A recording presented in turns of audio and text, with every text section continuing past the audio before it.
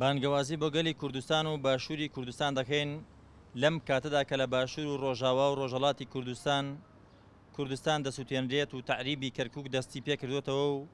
لە هەمان کاتیشدا فاشیزمی دەوڵەتی تورک دەیەوێت بەردەوامی بدات بەو داگیرکاریەی کە لە عەفرینەوە دەستی پێ کردووە.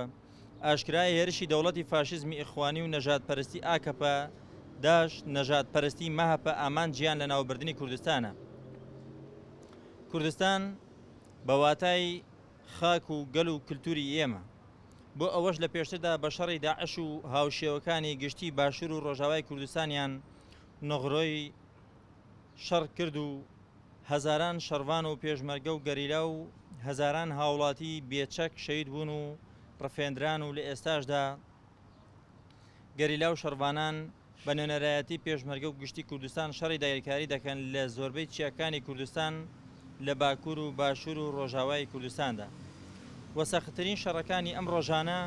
لە پاش عەفرین لە چیاکانی کاروخ، خواکوڕ، کلیلکان، برادۆست و شەکیف لە دژی داگیرکاری دەوڵەتی تورک و خەتی خیانەت بەڕێوە دەچن.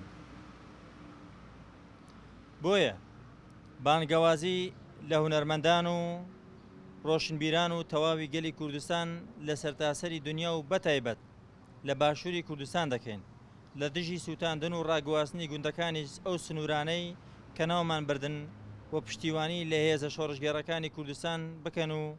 بێنە دەنگ و شەقامەکان بروژێن و بەڕێگای هونەر و ئەدەب و چالاکی مەدەنی و چالاکی دیکەی جۆر بەجۆر ناڕەزایەتەکانتان لە شەقام و لە ڕێی تۆڕە کۆمەڵایەتەکانی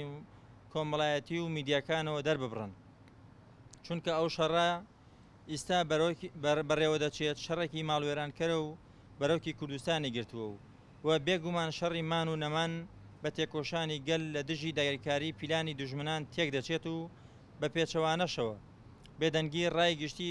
بندەستی دەکاتە ئەمری واقع بەسەر نەوە بەنەوەمانەوە. ئەوەش تاوانێکە کە نابێت بیکەین. بۆیە بانگەوازیمان لە هەموو لایەک دووپات دەکەینەوە بژی بەرخۆدانی کوردان بمرێ تەسلیمیەت بمرێ داگیرکەر.